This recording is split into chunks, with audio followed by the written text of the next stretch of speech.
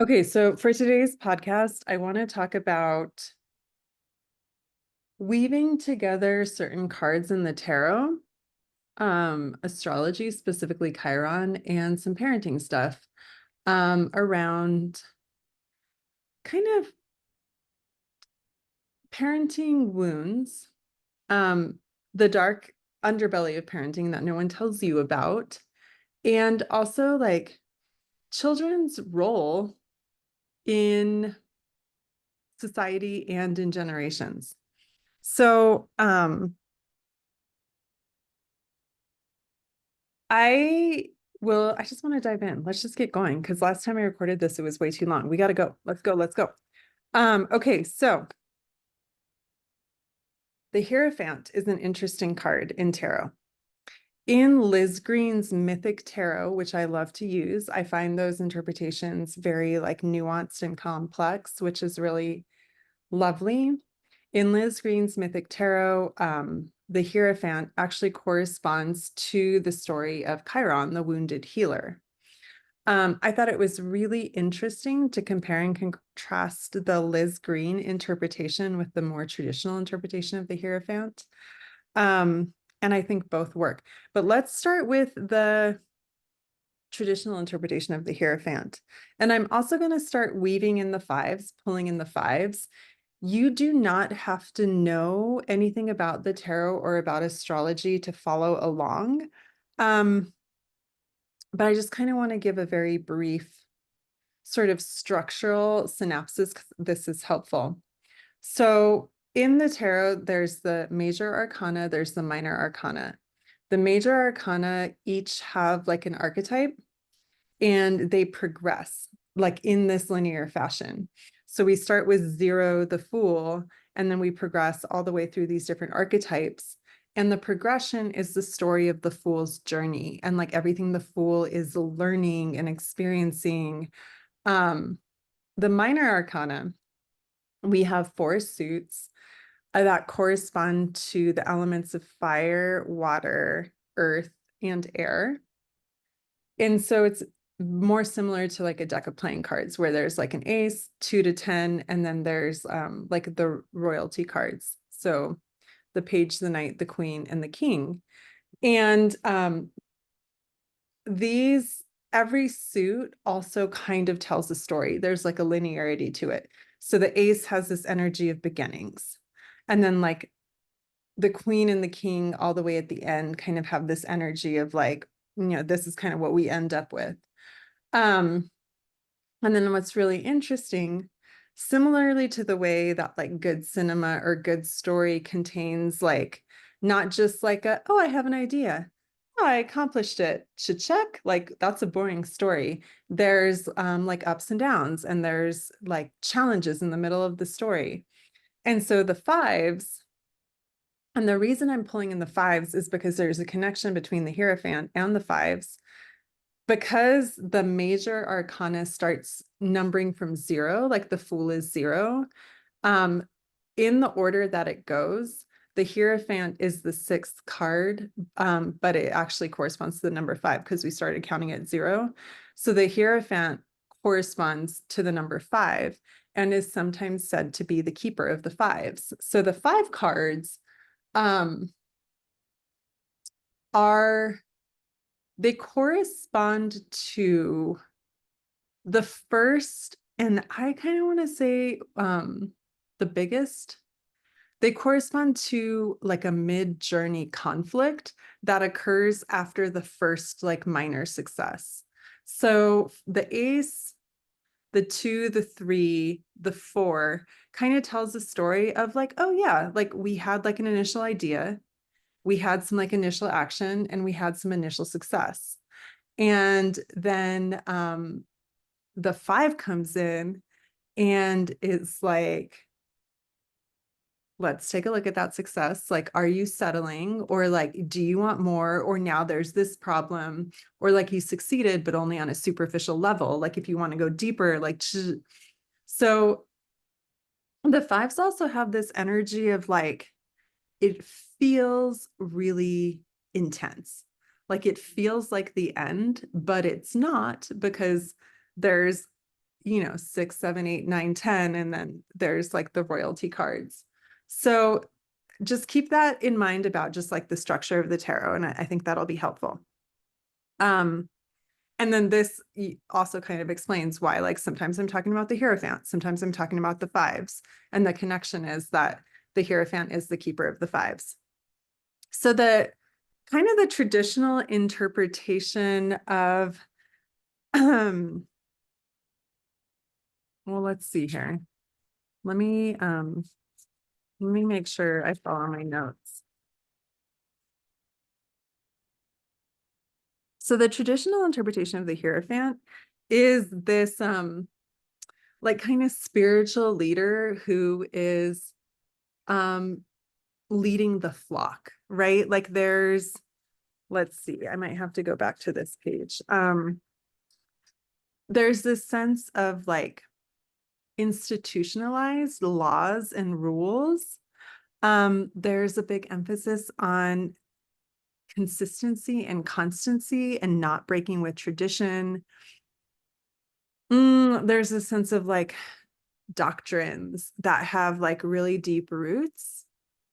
And all of that is to say there is kind of an intentional discouraging of individual progress or growth, especially if it breaks explicitly or even slightly from the conventional path. So there's this kind of tension of like, if we sense that being true to ourselves means breaking with convention, like ruh-roh, what's the Hierophant gonna do? So there is like this sense of kind of this rigidity or outdatedness with the Hierophant. Like it's a very like dogmatic card. That's the traditional interpretation of the Hierophant. And Liz Green says something a little bit different, but we'll get to that in a second. So and then the fives, what's really interesting is that the Hierophant is the keeper of the fives, and the fives are like these like crazy wild black sheep, like chaos cards. And it's interesting to kind of, I just get this image in my head of like a really like prim and proper nanny just trying to get this like kid under control, and is like so horrified and also so like punitive and so like controlling. It's just this like incredibly stark contrast. So I want to circle, so with just kind of this essence of the Hierophant in mind, I want to circle back to the fives. So in the story, like in the way that the tarot kind of tells the story, the fives are the first challenge, but they're not the only challenge. There's other challenges that happen kind of later on with the higher numbers. To me, the fives kind of have this energy of the first Saturn return. And the Saturn return in astrology, again, like, don't worry, I'm just going to explain to you like what you need to know, is kind of this vibe. It's when Saturn has traveled all the way around the sky and has come back to the place where it was in the sky when we were born. And that's usually like a 27, 30-ish year journey. We can start kind of feeling our Saturn return, or kind of, dealing with themes of our Saturn return anywhere from age 27 all the way to, some astrologers say that you're integrating your Saturn return until age 33, the Christ year. But the Saturn return is really a time when we begin to encounter the limits of like just not being able to get away with stuff, of becoming an adult, of kind of really encountering what accountability and responsibility feel like in a way.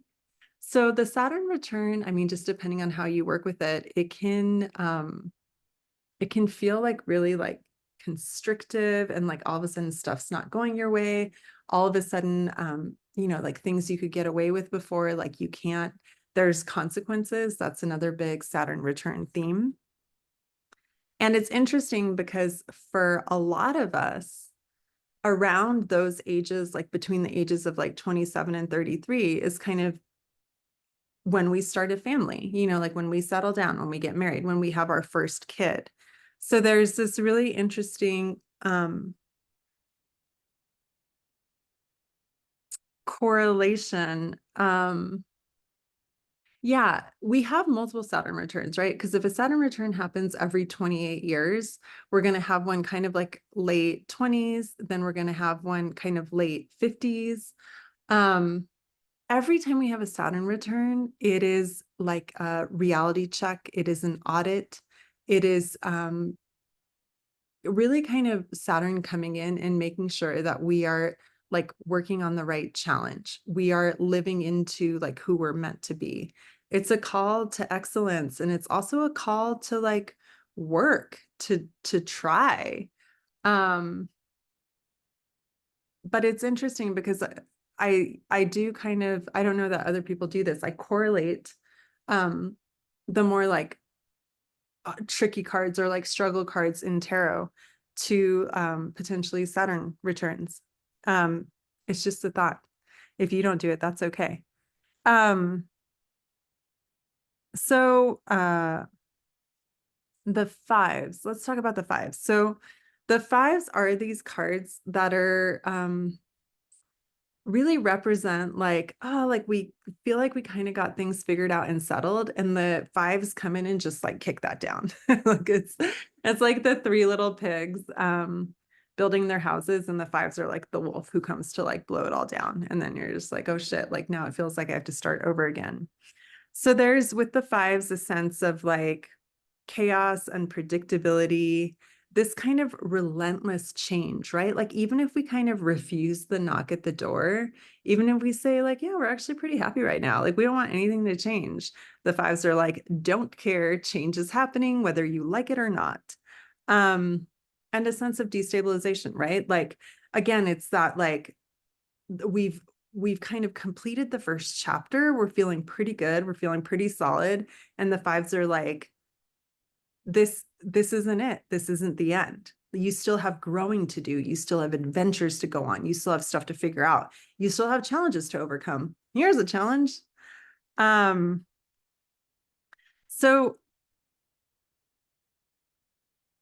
I feel like one of the connections between the Hierophant and the fives, and also parenting, is the fives do bring all this hardship, and the Hierophant is kind of alludes to, you do need something bigger. You do need some sort of like societal structures or like divine order to help you through crisis, like individual crisis. Um, you know, if you're destabilized, tradition helps, right? If you're destabilized, community helps. If you're destabilized, like having a sense of belonging or of roots, or of some sort of like cultural identity, that helps, like a group identity, some kind of village. If you're feeling destabilized, like religion helps, spirituality helps. So it's not that the Hierophant is all bad. It's just when that becomes something that prevents you from your authentic self, and something that is just like so rigid, and also prevents you from your inner authority, right? So the middle way here is like, you can't, I mean, you can, it's just not great to totally go it alone, right? Like it is important to have these sort of institutionalized resources. But it's also bad when like you give away all your authenticity, all your inner authority, all your inner agency to something external, like some Hierophant that's like, oh dear, like if you don't listen to me, you're like an evil sinner and you're going to get lost. And like you need external authority because you're like totally helpless and bad without it. So there's like a middle way. And it's actually really interesting to think about the middle way. And I've had these conversations recently. Like, what does it even feel like to be able to belong and to be in a community where you don't have to give up your wholeness and your authenticity and your uniqueness? Like, what does it feel like to imagine being in a village or a group where you can be exactly who you are? Um, I think all of us have kind of had the experience of having like different circles of friends and literally having like a different persona for each circle of friends. Like, when I'm with my church group, I act like this. Like when I'm at work with my coworker friends, I act like this. And when you think about like, oh, what would happen if I brought my coworker friends together with my church friends? You're just like, like that, like they would not get along. And so what that means is like when you're with your church friends, you're actually not your whole self because you're not bringing the self that you are with your coworker friends. So what would it even look like to be able to be your whole self, but in a bigger structure? Okay, Celestina, moving along. So one of the things that the Hierophant can symbolize is how like outdated or incorrect this like external super like, sanctioned order can be. And I think I see this a lot in parenting, right? Because especially in Western culture, we have like mainstream parenting ideas and we have ideas about everything that like the medical experts feed to us around like like should you swaddle your kid or not, should you co-sleep your kid or not, like how long should you breastfeed, like all the things, like by which age should your kid be sleeping through the night. Like we have these external kind of dogmas that really prevent us from tapping into our own like inner authority and our own intuition around parenting. And unfortunately, I mean, I think there are some cultures where like the cultural curriculum about parenting is like very healthy and very supportive. In the West, I think we're finding more and more that it's not. It's actually a massive betrayal. And so the minute that we feel that, the minute that we feel like, oh, like the way that my culture and my family do parenting actually isn't for me, it feels really like inimical, it doesn't feel good, then we're kind of on our own. Then we kind of lose the support of like tradition of the village. So there's a way in which like if the culture and the tradition um doesn't like course correct and doesn't keep itself accountable to be healthy, then it will betray the individuals who then will try to rely upon the doctrines, kind of realize that like something's not right, and then have to make the choice to either like do their own thing, rely on their inner authority, but have to like sacrifice the supports of the collective versus like betraying themselves in order to continue to get like some benefit from the collective. So I wrote, modern Western parents are betrayed deeply by the culture the minute they become parents. And I think that's true on so many levels. Um, I think there's this really interesting paradox in parenting where it both really invites you into your intuition, into your own inner authority. I mean, at least I wish that it would. I think that it should. I think, unfortunately, what happens is that most parents actually feel like really helpless and like not in touch with their power or with their intuition. But I wish that it you know, the minute we had a kid, it was like oh, okay, like let me actually like really tune into what feels right, like around like how I want to parent. Let me not question myself. And the other side of the paradox is that with so many parents are like, oh yeah, like parenting is easy. Like you just know what to do. Like I'm just going to do exactly what my parents did. And it's this kind of like, oh yeah, like parenting is easy. You'll know exactly what to do. And that's actually not true. Like there's a lot around human development that isn't intuitive, that like our parents' generation got completely wrong. And we would do really well to actually be humble and be like, okay, like I actually do need to go out and learn something. I need to go out and do some research. And so it's like, it's a paradox of like, you're both kind of relying more on like your inner authority, but not in this blind, like, oh, I'm just going to do what everyone did before me without questioning it.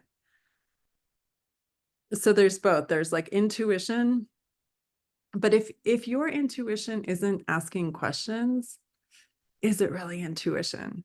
Is maybe one like discernment piece there. Um, yeah. So I think in this case, the fives and the Hierophant, what the fives represent is, I think the fives really have the energy of children, actually. Um, so the fives come in and just fuck shit up. And that is exactly what happens when you become a parent. Like you have like your little life, like you feel like adult enough to have a kid. It's kind of that sense of like, oh, I've built something and it's gone pretty well. This is awesome. Like, look at me, world. I'm an adult. I have like a successful career. Like I have a house, I have a partner. And then you have a kid and your house is blown down. You're just like, I thought I knew what I was doing. I thought I was like succeeding. And now everything is like topsy-turvy and I feel like a total beginner again. And like there's so many surprises. There's so many things that I wasn't expecting. And I think if the fives and the Hierophant are actually going to have a generative relationship, it's I feel like the shadow relationship is the fives come in like all chaotic and like, duh. And the Hierophant is like, no, no, no, no, no, no, no, like get back in line. Um, and like squashes the five spirit and squashes really anything that the fives, like any medicine that the fives had. And I feel like the more generative relationship between the Hierophant and the fives is the fives keep the Hierophant and his dogma and his like rules and his structure accountable and updated and evolving and living. So like the fives will come in, like knock something down. And instead of just being like bad fives, you know, like get back in line, we have to rebuild this. The Hierophant goes, oh, something was wrong with the structural integrity there. Like there's a reason this got knocked down. Let me take a look at that. Let me rebuild it a different way. Um, so you know, I'm actually I'm a fan of chaos.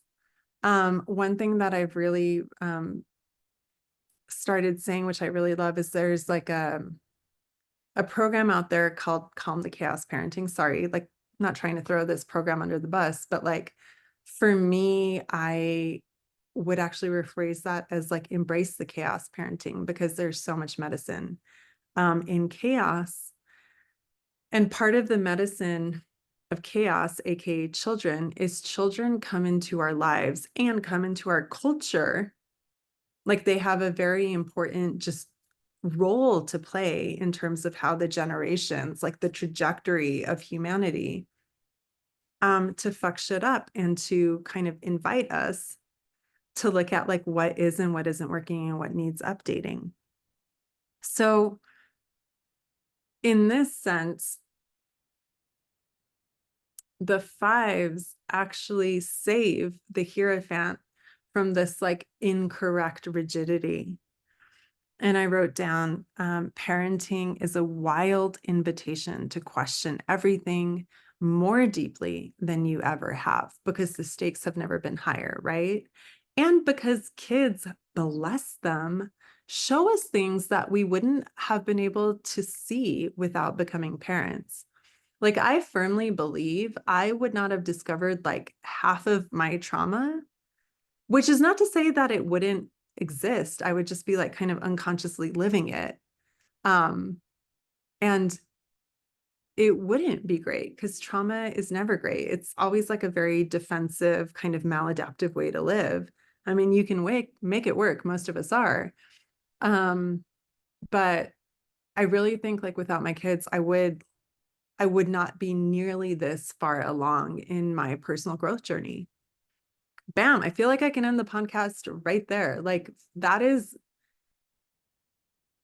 there's so many different ways to be in relationship to parenting and to children. And I don't want to shame anyone who isn't in an empowered relationship to parenting, because I wasn't for a really long time.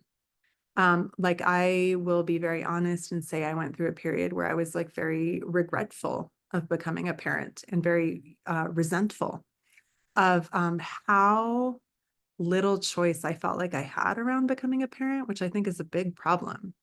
Um, but anyways, yeah, parenting equals self-growth, honestly. Okay. So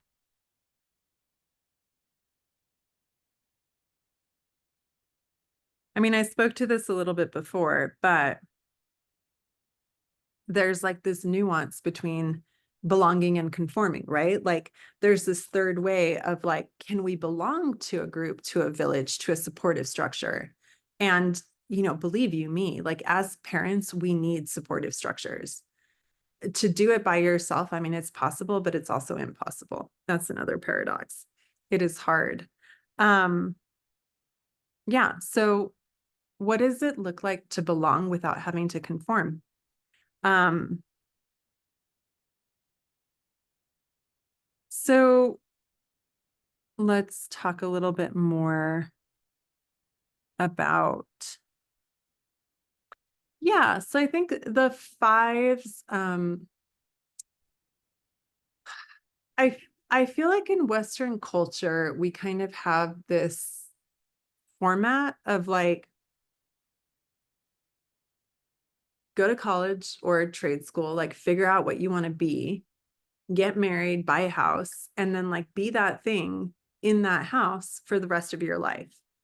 And the fives will and I kind of think of that like, okay, yeah, like I've got my job, I've got my spouse, I've got my house as the four in the tarot. Like that's just the first kind of success point. But it's actually like our culture tells us it's everything. Our culture tells us to get there and then just stay the course. And the fives, and I think the truth of the tarot, and I think parenting just come in and they're like, no, there's so much more. And also, life is so much more dynamic. Like, we in Western culture really try to like linearize life. And that's just not how life works. But then what happens is we have that messaging, we have that indoctrination. And when life does, like there's crisis and there's change and there's like wonder and like, I mean, there should be, right? Like passion and growth. Then we think we're doing it wrong because it's not linear and it's not consistent. Um, so the fives really come in and they show us how boring and how limited the four is. It's actually really fun for the five to kind of rattle and destabilize the four. Um, and again, like I think if we can just unshame the fact that kids are inherently destabilizing, like not just their birth, but like at every moment thereafter, then maybe it can actually become fun. Like I want parenting to be fun. Shouldn't parenting be fun? Um, and like, what if we just like let that be the relationship? Like instead of like, oh, I'm the Hierophant, I'm here to control my kids. What if the relationship was like, oh, like my kids are here to destabilize the fuck out of me. My kids are here to fuck my shit up, but it is in service. It is in service to the health of the collective, and is also in service to like opening me up and expanding me to like that life actually has more than this tiny little thing I built and I've been like clinging to. Um, okay. So, ooh, I want to talk about this piece too, and then we're going to get into the individual fives. And then I'm going to circle back around and talk about the Hierophant again, except for through the lens of the Greek myth of Chiron. So I wrote down fives are provocative, confrontational, and they demand engagement. So I think with parenting, like one of the lies society tells us is like your kids will actually not demand engagement. They're going to be like little potato sacks that you can bring around with you everywhere. You know, like your life isn't going to get fucked up. Like your kid is just going to kind of seamlessly fit in, you know? It's going to be just like a little extra purse that you carry with you everywhere. Oh my God, so not true. Um our kids extremely rarely slot into our life in a way where our life feels like, oh yeah, it's exactly the same, except for now I'm just bringing this little bundle along. Most of the time, like we hope that will happen, and our kids just, it doesn't go that way. And we'll talk about this later because one of the kind of parenting wounds that the fives represent is this like the way that you imagined it versus what reality actually is, and the grief that you then have to feel that there was like an expectation violation, but your expectation was kind of naive because like the culture really lies to you about parenting. Anyways, we'll get there. So I want to talk about this demanding engagement piece because I feel like a lot of parents, either consciously or unconsciously, myself included, you guys, like I'm not, you know, blaming or judging anyone. I think we just need to be able to talk about this stuff without self-recrimination. Feel kind of resentful of how much engagement our kids are actually needing and wanting and asking for, right? Like I know for me, I'm like, why can't we just kind of exist in the same space? Like you do your thing, I'll do my thing. No, like my kids are like, Mom, play with me. Mom, watch me. Like, Mom, listen to me. And I'm like, the fuck? Like, well, this is like you want a lot of like face-to-face, like pretty active time here. Um, but I think one thing that is so interesting about engagement and about children specifically, how they ask for engagement is you're like, wow, this is a really powerful, intense way to engage. Like, you want my full fucking attention. And not only do you want my attention, like you want my like responsivity. Like you want me to like actually respond to you, like not just watch you. And I think that really points out like, oh, like if that level of engagement feels like really intense and really labor intensive, like how little am I engaging with life in other ways? You know, like how, what are all the places where, you know, it's clear that I kind of haven't built my engagement muscle where I'm like phoning it in or like totally dissociated or just like running on like complete autopilot. Um, And I think it just can really point out to us in kind of a way where it's like, fuck you, I feel really called out. Um, how different life might be if we were fully engaged with the present moment and the present environment, like 24/7.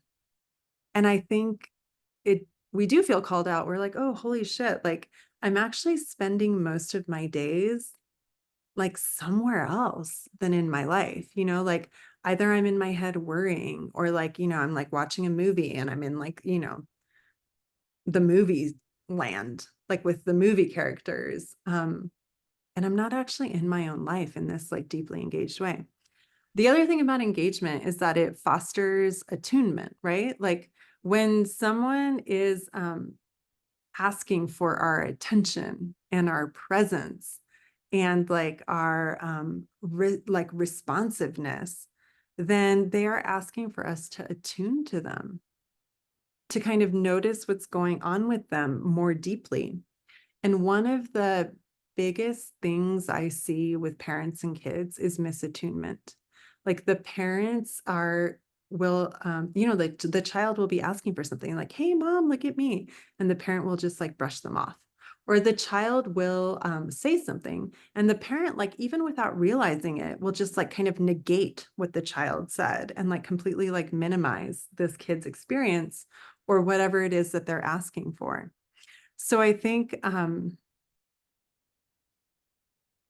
those two words, engagement and attunement, are such power words to begin to like reflect on and also begin to like really pragmatically, like actionably sort of begin to interject into your parenting and to sort of flavor your parenting with like, what would it look like to have more engagement with my kid?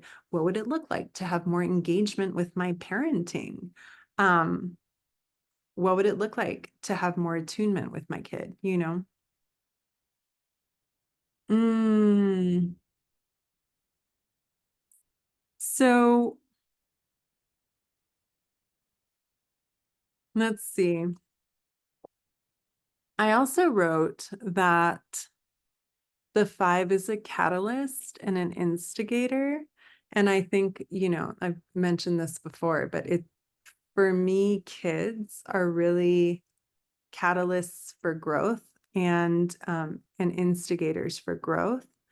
And I think kids also, like, again, if we're doing this right, are an invitation back into our own authenticity, which often requires like a lot of, reparenting and inner child work. But an undisturbed child, like an uncoerced child, just naturally lives by its own authenticity, by its own ideals, by its own beliefs. And the more that you can give your child nurturance without extracting like conformity from them in return, the more really like wild it is to kind of watch who your kids become when you're not forcing them to become something, that you specifically want them to become. And I think this is also where the Hierophant piece comes in, because there's with the shadow Hierophant, there's this idea that like if the flock isn't shepherded, they are going to like go to seed. Like they like, unless the flock is like maintained in like puritanical like structures, they will like, there's this like natural glide path to like indolence, badness, evil, sin.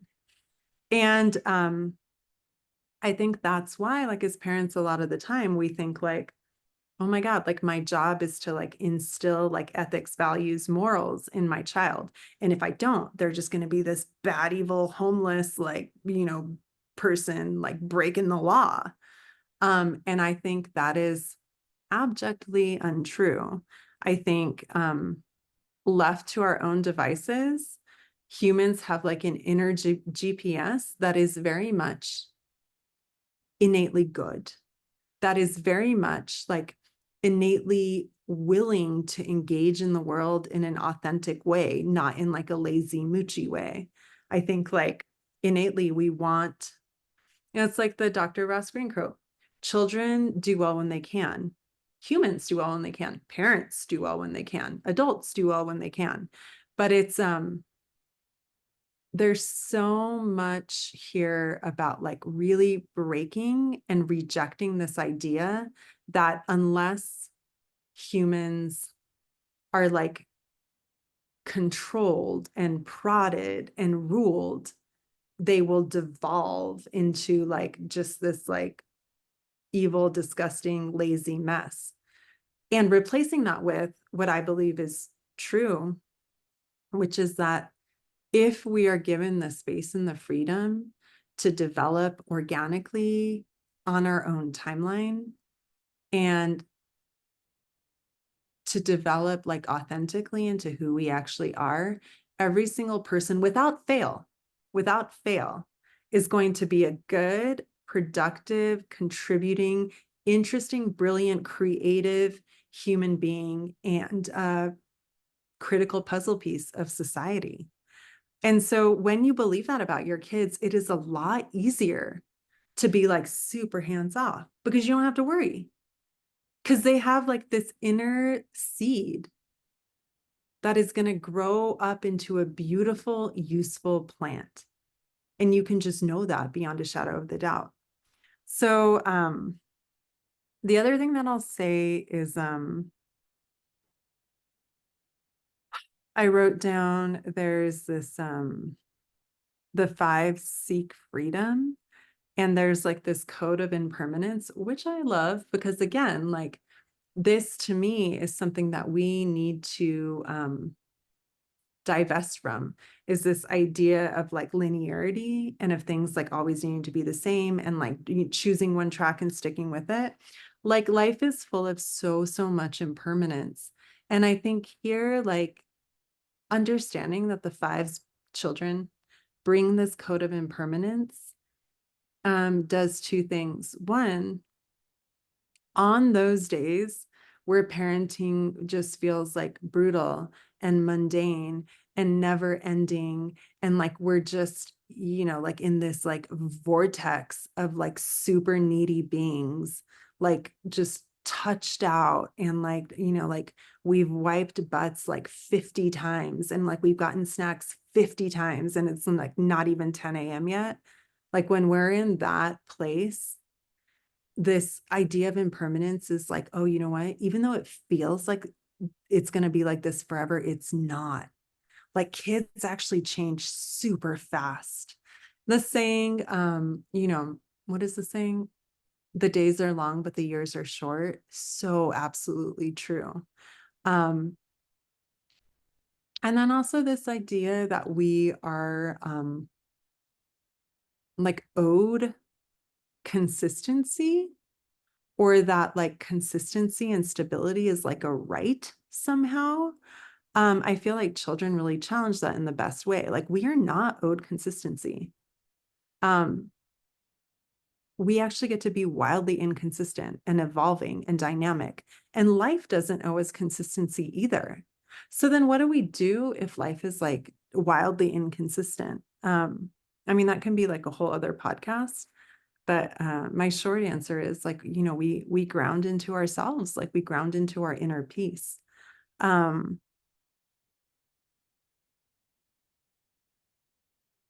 yeah, let's see. So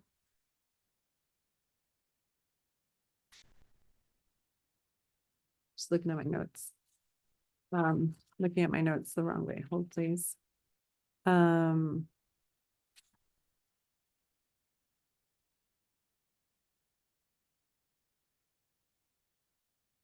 okay. So here's what I wrote. Who do we become? How does our behavior, our thinking, our feeling, our emoting, our emotions change when we are exposed to stress and to triggers? And one of the things that I want to get into a little bit more deeply when we get to the Chiron part is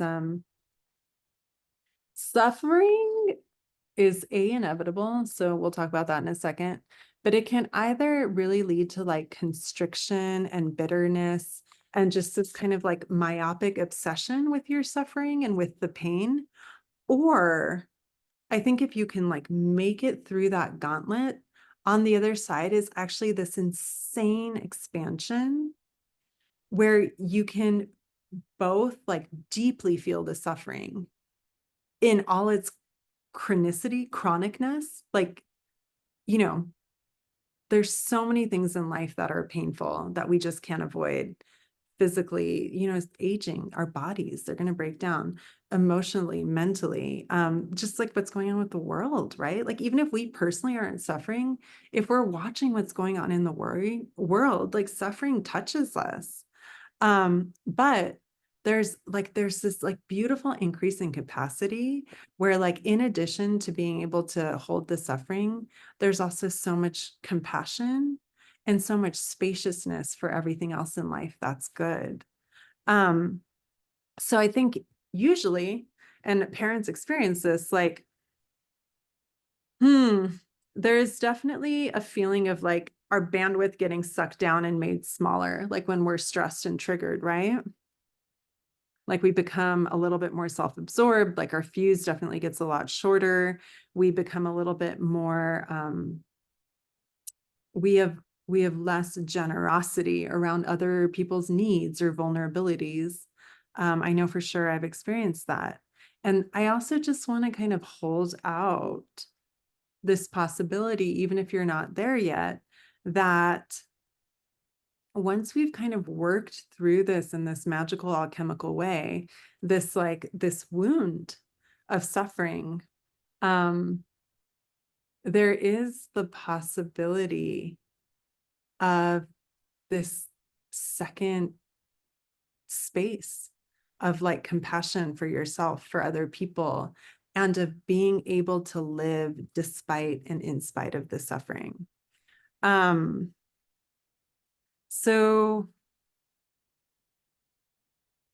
yeah, let's get into the individual fives, and then I want to talk about Chiron.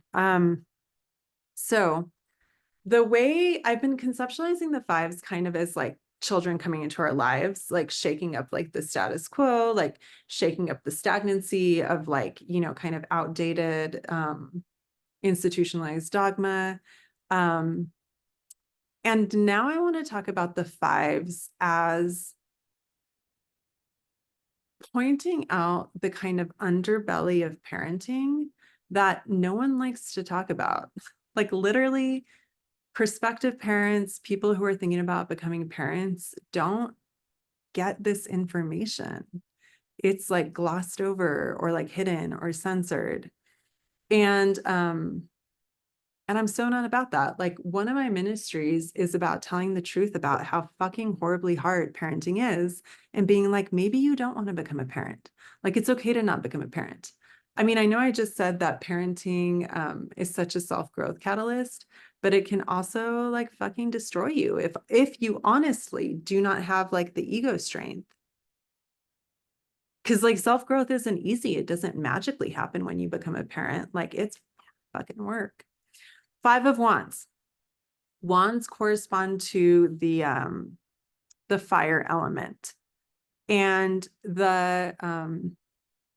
the words or like themes kind of associated with the Five of Wands are strife, which is lack of agreement, lack of harmony, like conflict, discord, antagonism, like violent arguing, this sort of like at loggerheads, this kind of clashing. And so I want to talk about that, because I think what often happens when we become parents is that discord occurs either between us and our partner, and it'll turn out like, oh, we kind of thought we were on the same page, but it turns out that we absolutely aren't. For sure, that's what happened with me and my co-parent. I was like, yeah, like this is great, this is a very progressive feminist relationship. And then I became pregnant, and all of a sudden it was like, okay, so like you're going to stay home and cook and clean now, right? And I was like, well, what? And if there's no discord between us and our partner, like, yay, go you, that's amazing.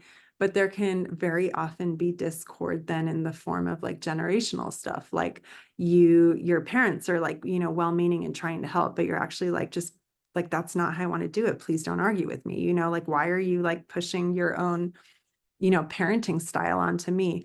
Or if it doesn't happen with our own parents, it can happen with our in-laws, like, so,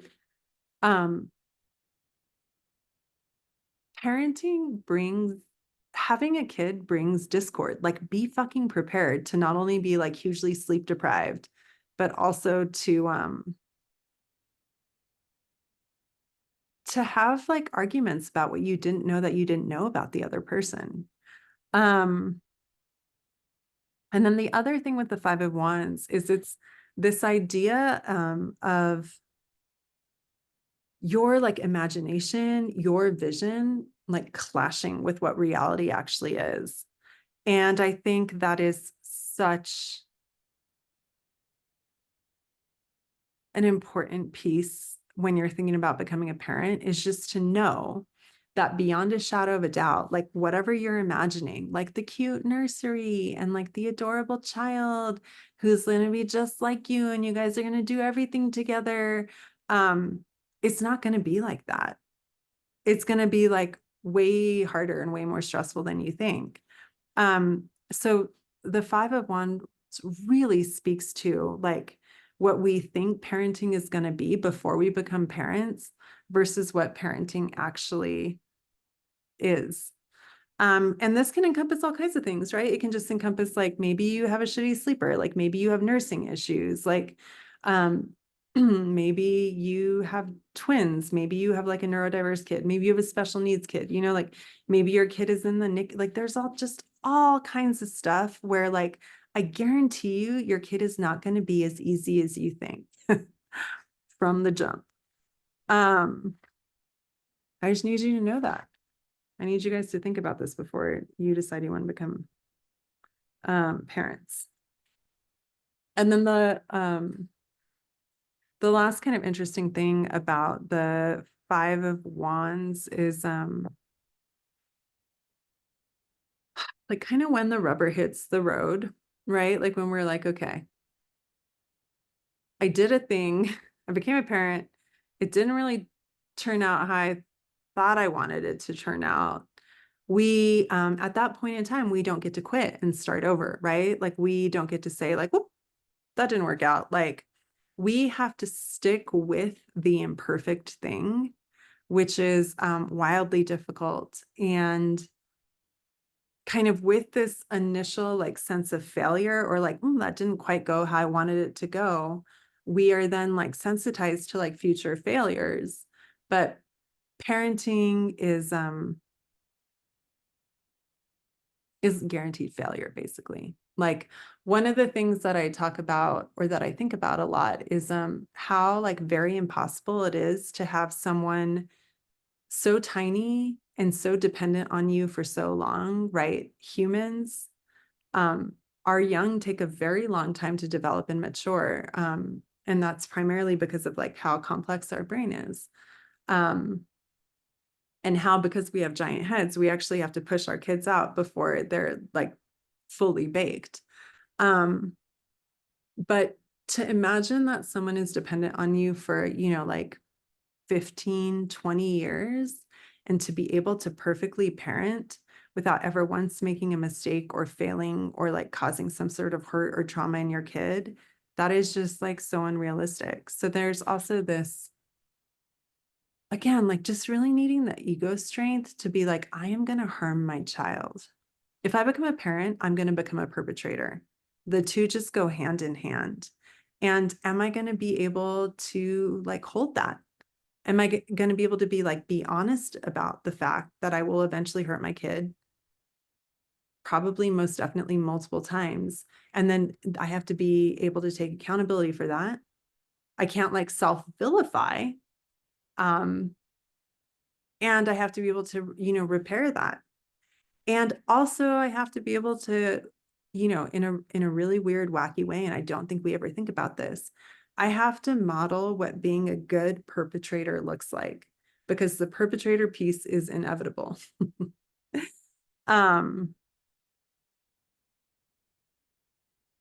So the next is the Five of Cups. Hold on, take a drink of water. Okay, I sense that I might need to speed this up. The Five of Cups.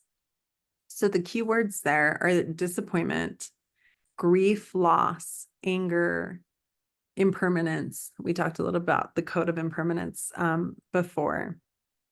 Remorse, guilt, self-blame, and regret. And I also, I think betrayal. So similarly to the Five of Wands, the Five of Cups, this like idea of disappointment, like this isn't exactly what I was thinking would happen. And also grief. I think to me, the Five of Cups, this like kind of universal parenting, like excavation that it speaks to is no one tells you that you're going to have to grieve when you become a parent. Like it's painted as this like amazing celebration, like, oh, I can't like imagine my life without the, you know, this baby. Like I never knew I could love someone as much as I love like little Timmy. And the truth is like, yeah, it's like a lot to celebrate, but also like, why do so many people get postpartumly depressed? There's so much to grieve. Like you lose so much freedom, you lose so much spontaneity. And honestly, like there will be people who will tell you that this doesn't happen. And I just don't think that's real. Like you lose so much of who you previously were. Like so much bandwidth gets channeled into your children that no longer gets channeled into you or your life. And so there's a lot to grieve. And there's always the like expectation violation to grieve. Like I expected my kid to be different. I didn't even know that I expected my kid to be different, but I did. And I got this kid that I wasn't fully expecting. And so it's okay to grieve the fact that you didn't get something else. In the Liz Green Tarot, the Greek myth that's associated with the Five of Cups has to do with the story of Psyche and Eros. And I will just really quickly give you kind of the bones of that story so you know what I'm talking about. So Psyche is meant to be sacrificed. She's tied up. The god Eros, going against his mother's wishes, like sees her, she's beautiful. He falls in love with her and he frees her, even though she was intended to be sacrificed to a monster. And he knows he kind of did something wrong. So he takes her to his like castle and he is like, you know what? Like you get free roam of this gorgeous castle and these gorgeous grounds. And there's just this one stipulation. You know, I'm your husband. I own this beautiful palace where you will never want for anything. And we come together at night and you can never see me. So we can only be together at night. Like you are never allowed to actually see my face. And Psyche's like, okay. And life is pretty good. But then her sisters come to visit and they kind of plant this seed of doubt. And they're like, don't you think that it's weird that like your husband never lets you see his face? Like, what if he's some horrible monster? Like, clearly he's hiding something from you. Like, you know, you really got to check this out. And so Psyche is like, oh yeah, like, now that you said it, I can't unsee it. And she decides while Eros is sleeping to sneak up with an oil lamp and just like take a peek. And then, you know, like he'll never know because he's asleep. And so she does it. But of course, a drop of hot oil from the lamp accidentally falls and burns Eros and he wakes up and then he sees that Psyche betrayed him. And then Psyche gets in trouble and then she has to go ask the goddess Aphrodite for help, and Aphrodite begrudgingly agrees to help her, providing that she'll do these like impossible tasks, and eventually she does the impossible tasks and then she's reunited with Eros, except for in this better way where like now not only does she have like the palace and her husband, but she actually has, you know, full awareness of the identity of her husband and can hang out with her husband during the day and can see her husband. But the five in this, the Five of Cups corresponds to that moment in time where the four is like, life is good. Like Psyche has been saved. And now she has a husband and she has this gorgeous castle. And like, what could be better? Well, what could be better is like being able to hang out with your husband during the day and knowing who your husband actually is. And so there's this, the Five of Cups is the like the necessary like tumult in order to eventually bring about this like more expanded, more congruent reality where it's not this weird like half marriage, half life. And the interesting thing that Liz Green talks about is if Psyche hadn't have betrayed Eros, it would have constituted a self-betrayal, right? Like she would have, the option was kind of either be true to herself and her own misgivings and her own curiosity, or to, continue to sort of, yeah, either be true to herself or to go along with like what Eros wanted. And so it's kind of like a no-win situation. Like, what do you betray yourself or do you betray another? Like either way, it's a betrayal. So that just makes me think about birth and parenting is a betrayal, honestly. Like as I mentioned before, like we're deeply betrayed by our culture when it comes to parenting. But also birth is a betrayal in so many ways. Like um as a child, you go from like having this safe haven where everything is chill, right? You're in your mom's belly, like all your needs are met, like everything's the same, everything's so cozy and consistent. Like you're never too cold, you're never too hot, you're never hungry. And then you just like get ejected into this world where it's like it's cold, it's bright, it's loud, like you're hungry, you're helpless. And how wild must that feel, right? My mentor, Karen Hawkwood, talks about birth as like life's first betrayal. Mm,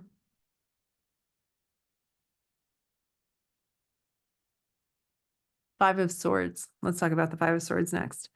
Um, so the Five of Swords corresponds to the element of air, and the keywords are defeat, sacrifice, no win, um, like unfair, like an unfair burden. And in the Liz Green Tarot, the Greek myth is Orestes and Apollo, and Orestes is given this like, again, like really impossible task of avenging his father's death. And so there's this idea with the Five of Swords, um, of being burdened with something that does not belong to you, but you have responsibility for it anyways. And like the deep unfairness of that, and like you having to sacrifice basically on someone else's and on something else's behalf. And I think with, again, like with parenting and looking at the fives as like excavating the underbelly of parenting, what we are not told and what we don't think about is that when we become parents, we activate, I'm just going to say this, we activate lineage curses. Right? Like if you don't become a parent, then like by default, you're not passing down any trauma. Like by default, the generational curse is broken, right? Because there is no next generation. But when you decide to become a parent, and I've really never said it this way before, but I kind of love it. You activate generational curses. And then it's up to you to deal with your lineage. And it's up to you. I mean, it isn't, right? Like it's always a choice. Like, do you want to be the cycle breaker or not? Like, you don't have to. You can just pass down the trauma. Um, and also it's obviously unfair to expect like one person to like break all the curses, like, right? Like we do what we can. But what I'm trying to say is parenting invites us into that work in a very powerful way. And it is kind of like, this is unfair, like I didn't really have a choice in like how I was parented and brought up. And I really didn't have a choice in like the developmental trauma that happened, that I am now, because I have my own kid, is getting activated.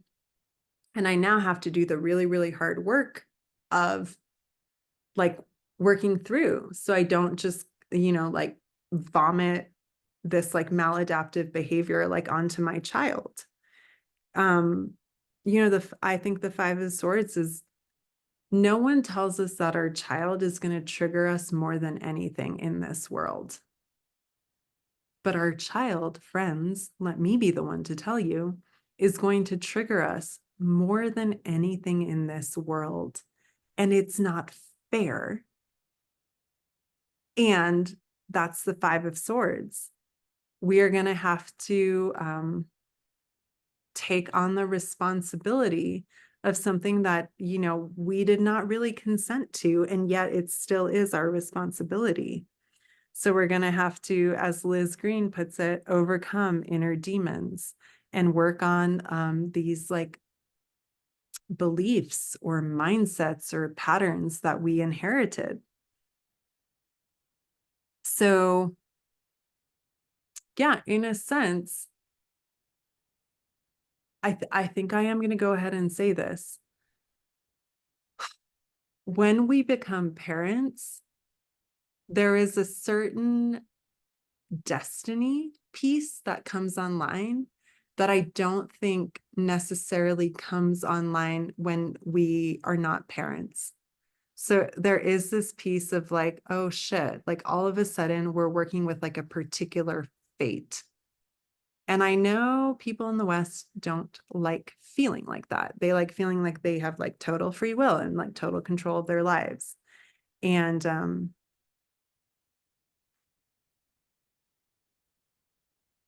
you can still feel that way. And I'm going to continue to share my podcast. So let's see. Yeah. So the Five of Swords is really, it's shitty because like all of a sudden there's these limits that you begin to become aware of in terms of like, oh, like my nervous system capacity is really limited. Like my ability to give and give and give to my child is really limited. Oh, like my ability to stay like peaceful and regulated all the time is really, really limited. So we come into contact with that word defeat over and over and over and over again. And I think all parents are kind of familiar with just like the shitty, shameful helplessness of being like, okay, that was really horrible. I yelled at my kid. I totally scared them. I never want to yell again. And then like the next day you yell again and you're just like, oh, holy shit, like I fucked up again. And then you're like, okay, shit. Like how many times can I fuck up and repair before this becomes totally pointless and my kid loses all trust in me? And with parenting, a lot more than you're comfortable with. And also, again, I just want to hold out the hope, even if you feel like you are not there yet, that like it can change. You can stabilize your nervous system. You can build capacity. It's just you're doing it from this like really unfair, like I wasn't expecting to have to work this hard and for it to be this hard and to experience like humility and defeat so many times. And the important thing there, I'll say, is to not completely fall into despair, right? Like after a while, like if you have a yelling habit and you've tried to change it and you try to change it and you try to change it and you can't change it, what do? There comes a point where like you just surrender to it, right? So there is a certain fortitude that you have to not give up and accept it just as like, oh, this is who I am, this is never going to change. And with parenting, we get to continue to try to be a better parent for like 20 plus years. And if you can be the kind of parent that like can handle fucking up so many times in a row, but still not give up and still not shame yourself into like despair or apathy or depression, like good work. Lastly, the Five of Pentacles. Pentacles corresponds to Earth. The keywords associated with this card are worry, safety,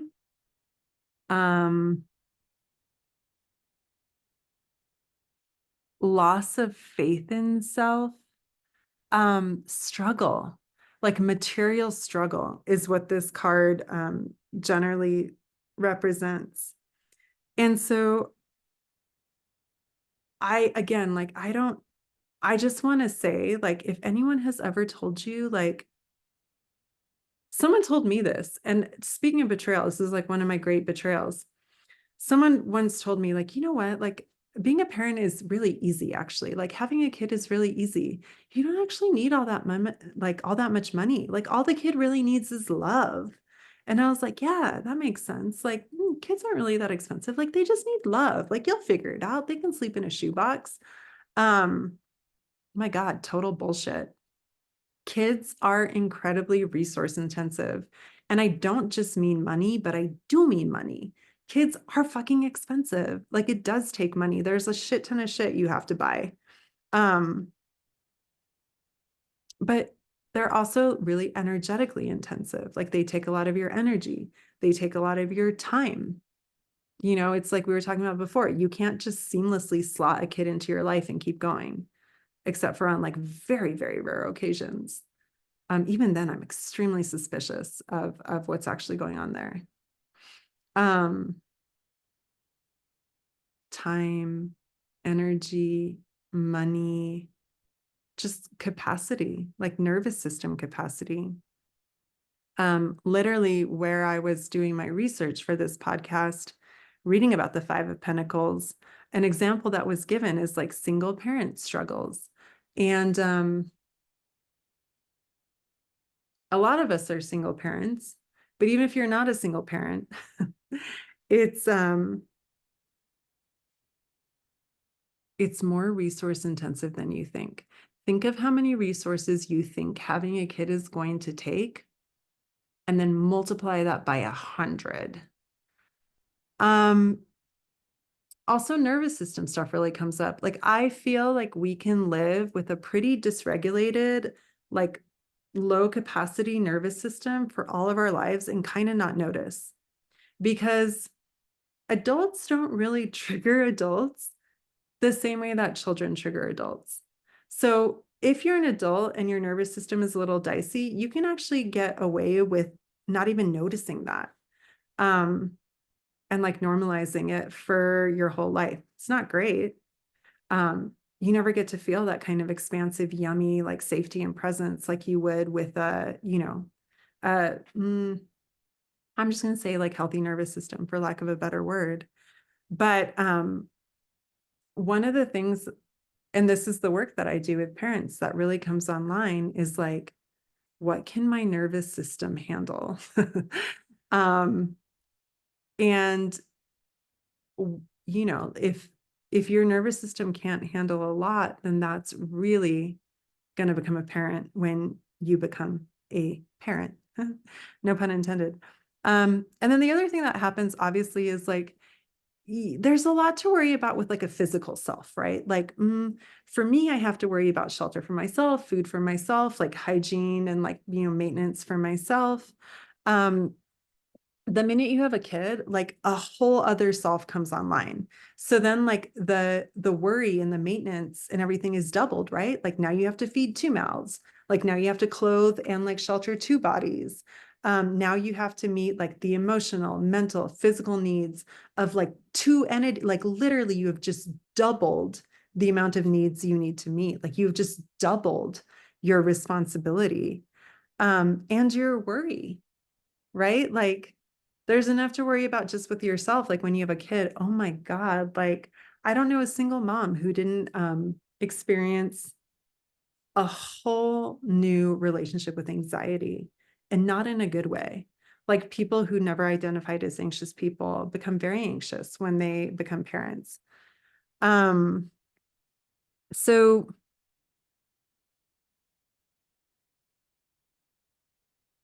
yeah, the Five of Pentacles is a card of loss, in addition to worry. And I think I've touched on this before, but I'll just say it again in the context of this card. There is a lot to grieve when you become parent. You lose a lot when you become a parent. This whole like 1980s, 1990s mom lie of like you can have your cake and eat it too. It's a lie. Um, I will say in my experience, and I'm so, so sorry, like this really sets feminism back. And, honestly, feminism needs a reality check.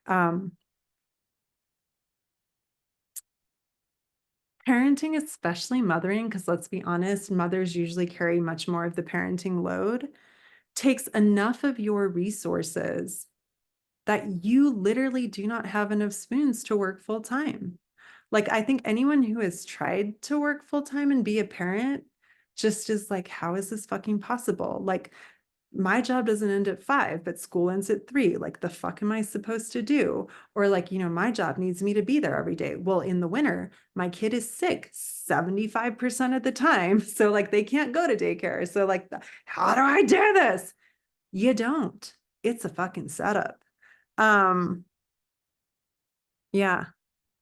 Oh, and the last thing the Five of Pentacles kind of speaks to is loss of faith in the self. And I think I was talking about that earlier on with the Hierophant, right? Like parenting can really kind of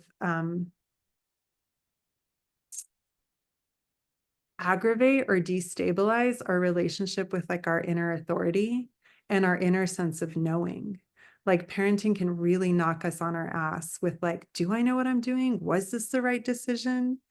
Um, yeah. Okay, so let's talk about Chiron. Mm. So Chiron is the Greek myth that Liz Green speaks about the Hierophant through. And there's like certain similarities in the sense that Chiron was very much like a spiritual leader and a teacher and a mentor, like similarly to the Hierophant's whole vibe. But Liz Green doesn't really talk about the Hierophant as being this like dogmatic, sort of like stagnant, sort of like dictator, like evil priest, like being. Um, so the story of Chiron. So this is really interesting. Chiron is a centaur. He's a special centaur. He's not like the other centaurs.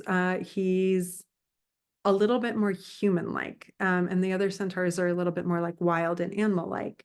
But he was abandoned at birth. He was kind of adopted and kind of mentored by Apollo and Artemis. And so he learned a lot about like war and science and like all like the arts. And so he subsequently became a mentor to the youth of Greece. He would and a healer. He also knew the healing arts. But he would kind of prepare young men for the challenges of life, like back in the day.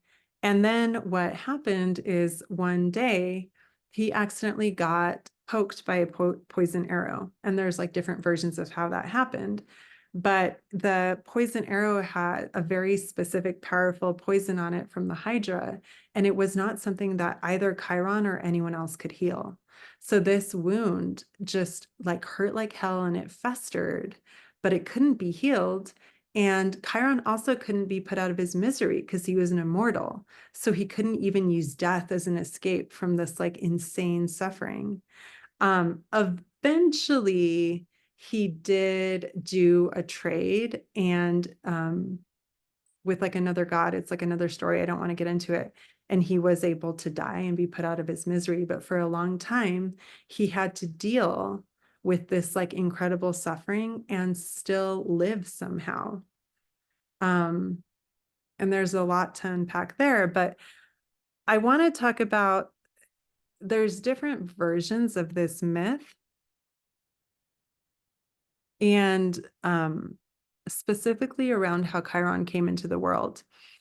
So there's one version where a dude called Ixion was lusting after Zeus's wife Hera. And so Zeus tricked Ixion and made a cloud like in the shape of his wife. And Ixion thought he was seducing Hera, but he was actually dealing with this like weird cloud. And it was through the union of Ixion and this cloud that Chiron was born. And I think about that and I think of how fucking weird it, like, think of the Virgin Mary, but think of it as like, it's like, so the Virgin Mary, like Jesus was technically, you know, born without a dad. I mean, he did have a dad, but like, but at least, I mean, this is going to sound really sexist. At least you have like the more important parent, right? Like at least you have the mom. But the opposite scenario, to be born without a mom and only a dad, like how weird would that feel? To be like, my mom is this like nebulous, non-sentient, um, like kind of trickster apparition that then like disappeared. Like how deeply disorienting and sad would it be to be like, my mom was this like ephemeral cloud that like then disappeared, whose sole purpose was to trick someone. And then the second version that I know of how Chiron was born is Kronos was seducing slash raping. Like we never know. I guess seduce is like a euphemistic word for rape. A sea nymph called Philyra, and Kronos's wife was hunting for him, like kind of suspicious that something was going on. And Kronos, like mid-union, saw her coming and turned into a stallion to escape being detected and to escape being caught. And so what ended up happening is when Philyra had the baby that resulted from their union, it was Chiron. It was half man, half horse. And she was so like disgusted and repulsed and like overwhelmed by her kid that she begged the gods to like get her out of this situation. And so they turned her into a tree. And then again, Chiron was on his own with this incredibly insane experience of like, my mom was so disgusted by me, she chose life as a tree, like, and just completely abandoned me. Like I was abandoned at birth. And it's interesting because we talk about the wound of Chiron being the arrow wound, like the poison wound. But I think Chiron was wounded in multiple ways. And one of the wounds that we don't really talk about is this like birth wound, this rejection by the mom wound.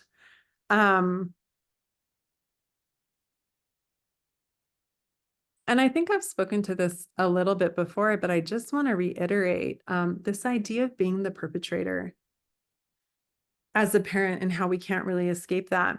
And I wrote, we are all abandoned and betrayed by our own parents. And I think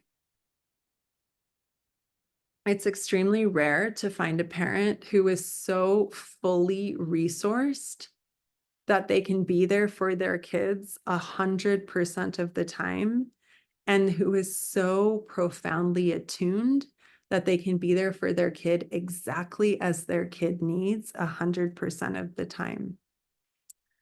And that's a painful thing to sit with if you're a parent or considering becoming a parent. And I think it's important to sit with it. So Continuing on.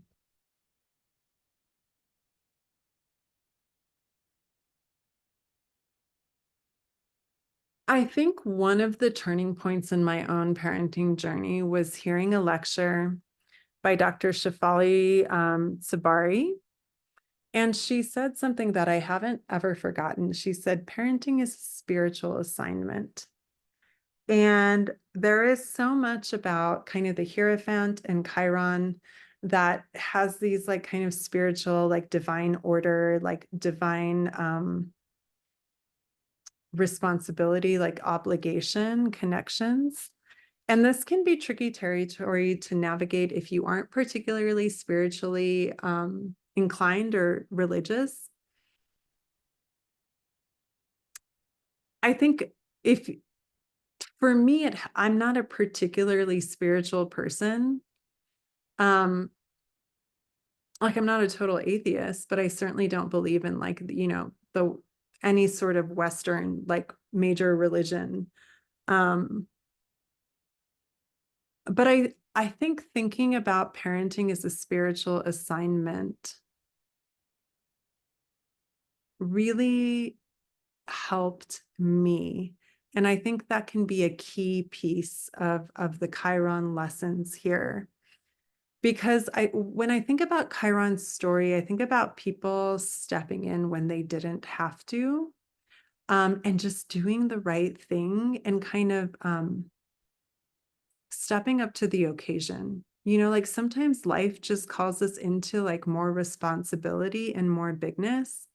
And we can, you know, be resentful, you know, we can think that we're like not up for the task, or we can just say like, again, fuck it, it's not fair, but I'm just going to do my best.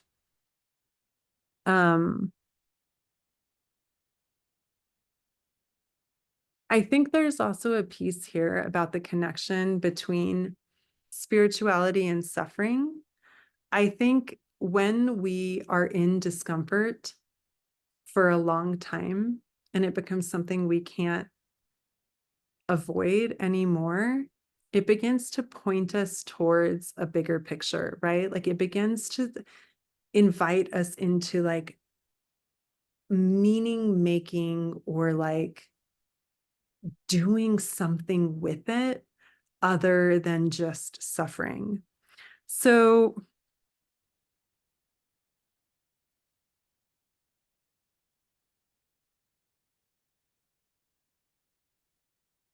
there's this piece with Chiron around like doing the right thing. And I think of, you know, like how Chiron was taken in and cared for, you know, in this very like kind of mentory way. Like that's just like one type of nurturing. Like I don't think Apollo and Artemis were the most like mothering towards Chiron, but they certainly like mentored Chiron. They like taught him skills. They educated him. And then Chiron went on to do the same and to become a healer and to really become of service and continue to do so even after he had been wounded with the arrow. And I think that's really interesting to think about. Um, I think if we think of parenting as becoming wounded by the arrow, which I think is in some ways an apt metaphor, Chiron could have, after being wounded by the arrow, just completely shut himself off and like gone to suffer alone. You know, there's a number of ways that he could have responded. He could have turned really bitter and hateful. You know, he could have turned into like, and we see this so often in the villain stories where the villain doesn't initially start out bad, but the villain turns bad because of suffering that they themselves have suffered. But Chiron resists his suffering, turning him to this bad, evil villain monster, despite being wounded by the arrow and despite the pain that never goes away, that's excruciating. He continues to serve and teach and heal. And you know, I spoke earlier about this really interesting alchemy that can happen with suffering, that like if we are with our suffering in a certain way, If we can like accept it, then this mysterious capacity can occur where it's not like the suffering goes away, but we just become big enough to hold both it and life and compassion. And I think with parenting, that can absolutely happen. And I've watched it happen a little bit for me, and it's not easy. It's, you will be in the place of like, holy shit, this is so painful. I wish I could die. You will be in the place of like, holy shit, this is so painful. It's all I can think about and tend to. You will be in the place of, holy shit, this is so painful that I just want to hurt someone else. But you don't have to stay there.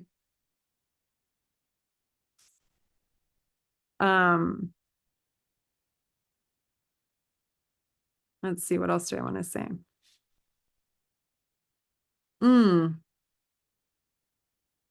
Here's something. So when I took this note from the Liz Green interpretation, and she was talking about Chiron as kind of like a priest figure.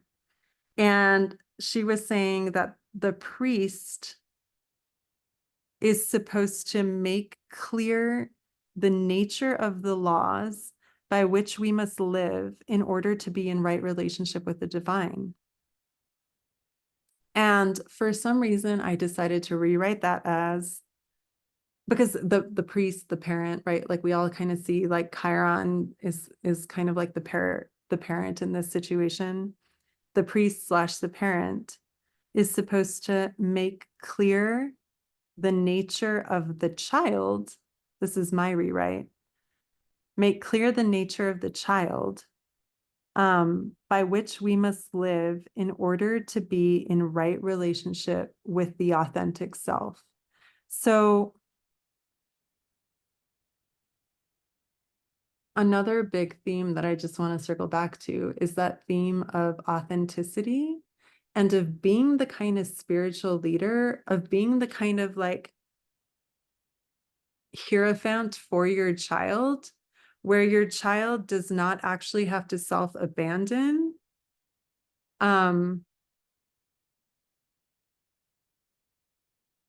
In order to feel like in order to secure belonging. And being the kind of spiritual leader that encourages individuality and authenticity and authentic expression versus, and I'm not even spiritual leader, just like leader, like, right? Like authority figure, I think is the best way to say it. Being the kind of authority figure that encourages like authenticity and authentic self, like the authentic self. So this kind of really wild, individual, like self-specific fostering type of authority. So Liz Green writes, Chiron, through his own pain, can appreciate the pain of others and can see further and higher than those who are blindly content. So again, this speaks to this like really, and I think this is so much parenting. And this idea that like people who are blindly content are the people who never have to worry about expanding their nervous system capacity and who never have to deal with suffering to like a measurable degree that actually forces them to have to do something. But for and parent, like, let me be clear, the minute you become a parent, you become much more like vulnerable and aware of suffering. And it can feel shitty, but it's also this like kind of gift that we're talking about, where it gives you this, at least the invitation into this alchemical process of growing your capacity, of growing your compassion, of growing your wisdom, right? That's the gift of suffering. That's why I think it's crazy that we live in this culture that is so like anti-suffering, anti-pain, like pro-ease. I'm like, no, there's riches in suffering, and also it's unavoidable. So why are we trying to pretend like we can avoid it? I mean, and we are doing a pretty good job, you guys. Oh my God, like the amount of like disassociation and just like treats, treat culture, it's wild. But I hope this podcast maybe changes the way that you think about suffering. Yeah, so I go on to say Chiron, or the Hierophant, has something for us where parenting is about teaching children how to steward suffering, and also having the experience of us deepening our own lessons and our own understanding around how to steward suffering, right? Like, suffering is inevitable. I truly believe this. I also don't think suffering is bad or wrong. Um, and I will say, in the same way that like a parent brings more, like there, I just feel like there's certain types of humans that are more susceptible to suffering. Parent is one of them, but also child is another. Like I think we think about like, oh, children, you know, like life is so good for children. They have like nothing to worry about. They're just like so safe and protected and like full of play all the time. And I don't know that that's the case. I think children actually suffer a lot just in these ways that we as adults don't even register. And I think a lot of the suffering is around how very vulnerable their agency and their autonomy feels, right? Like as adults, we take for granted all the agency privileges that we have, right? Like, you know, we can drive, like we have money, we can make choices about like our food, we can make choices about how we spend our time. And children can't. I mean, I like to think my children can because I like to tell them yes a lot, but I watch how everyone else parents, and it's like, you can't do that. It's not time for that now. Like, no snacks now. Like, you can't have dessert until after dinner. Like, all, you know, like you have to come with me to the store because I can't leave you alone. Like, there can be a lot of like suffering around like agency and autonomy that I think that we don't even register. Children get shut down a lot too. You know, like a kid will be like, oh, mommy, I did this at school. The mom's like, oh, that's nice. Like, we're running late to get your brother. Come on, let's go. You know, like pff, that's ouchy. Um, Even just like going on a walk, like the kid is like, you know, I want to dally here with this roly poly. And the parent is like, oh my God, let's go. I need to get home to make dinner. Ouch, ouch. Um, what we teach our children about the nature of suffering matters. And I remember like just hearing a story in one of my trainings around there was a kid who had cancer and he had to be in the hospital a lot, but his parents really helped him navigate that in like this really empowered way. You know, like they used a lot of terms like, you know, courage and resilience and bravery and like an adventure. And they were like so supportive and so proud of him. And so what ended up happening, like what could have been a really like negative traumatic experience, this child actually has like fond memories of, and like a, you know, a book of photos, and like he speaks about this experience like very proudly, like it was like this formative thing. And suffering absolutely can be formative, um but we have to have like the right scaffolding and the right modeling around it, because the opposite can look like, I think a lot of parents teach their children to be like very victimized by suffering and to like exaggerate even the mildest suffering. You know, like I will see like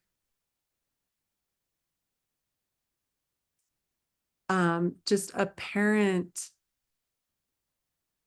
teaching their and like not on purpose, right? This all happens unconsciously, which is why like becoming conscious and like doing inner work is so fucking important as a parent.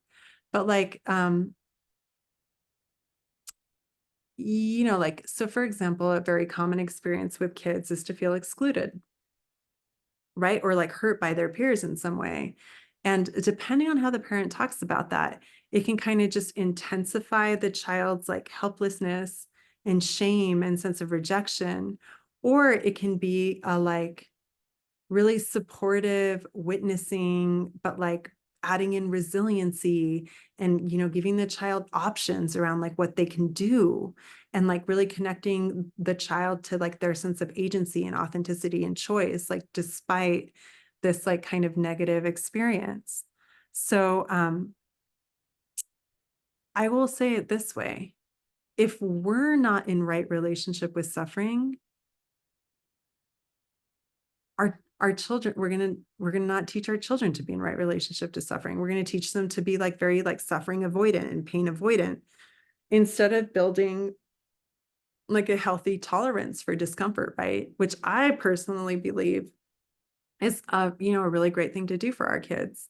But I also don't think that we should do it by like pushing them into discomfort, like the way that so many people raise their kids, like, oh, the world is harsh, like, they need to learn that they're not always going to get their way, like the world is just going to knock them on their ass, so I have to prepare them for this harsh world.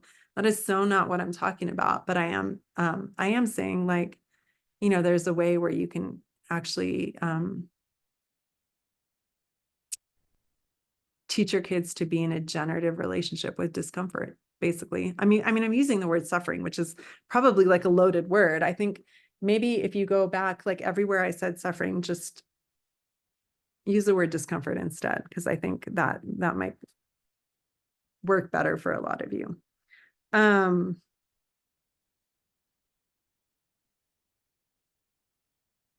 Yeah. So Chiron / the Hierophant, according to Liz Green, represents a wounded part of ourselves where some unsolvable problem or limitation, I put parentheses children, being a parent, I will absolutely say that I think being a parent is an unsolvable limitation. Like, it just limits you. You know this. If you have a kid and you go to the store, it takes you twice as long as it would have if you didn't have a kid in tow. Like, it's a limitation. Where some unsolvable problem or limitation deepens us and makes us compassionate instead of superficially good. And so what I think about here is, like, on the dating apps, there's always the guy that's like, yeah, I'm a good person. I return the grocery cart to the corral after grocery shopping. And I'm like, that is a very superficial, like, metric for good. Like, I'm the kind of person that, like, can hold space for, like, my tantruming children all day long, all week long. Like, you can't do that. And so here's what I want to end on. Children excavate our own wounds. Like I spoke in the beginning of this podcast, what a gift children actually are, because they really do accelerate our own, like, kind of trauma recognition and trauma healing. It's a blessing and a curse. But they are like kind of free little, like, oh, like, if you didn't know how and where you were traumatized, just let your kid trigger you a few times, and those triggers will lead you right to, like, the places where you need to be doing some work. So they excavate our own wounds, and they're both the catalyst that reveals what wounds exist, and also, ideally, the compulsion that drives us to heal what they revealed, right? Like, ideally, our kids light a fire under our ass because we're like, I need to be a better person for this little human who is depending on me. Ideally. I will also say, again, like, I don't want to get too spiritual here. I know a lot of people aren't into it. But I believe that children connect us to our divinity and to our divine responsibility. And when I say to our divinity, what I mean is, like, our innate goodness, our innate, like, internal GPS, where, like, we can confidently say, I do not need someone else to tell me what to do or who to be. I can check in with myself. I have self-worth. I have self-awareness. I have self-trust. Like, I can figure out and find my way into doing and being exactly who I need to be. I'm sure of that. And our divine responsibility. I think one of the things that Western culture really struggles with is that Five of Swords thing, where, like, we inherit a burden or an obligation or a responsibility that, like, we didn't fully consent to. But y'all, that's what living is. We don't get to come to Earth and just fuck around, screw the consequences. We come here and we do have an obligation. We have an obligation to our ancestors. We have an obligation to future generations. We are all interconnected. And we need to behave in a way where we're aware of the responsibility that our actions have on like the whole fucking ecosystem, not just like our little familial ecosystem, like the people in our, you know, in our clan, but like the earth, all the animals, the future, the past, you know, like we are very interwoven, I believe, with like past, future, other people, other beings. And we do have responsibility, whether we like it or not. Sorry, Five of Swords. So let me end there before this gets, it's super long again, darn it. Okay, thanks for listening.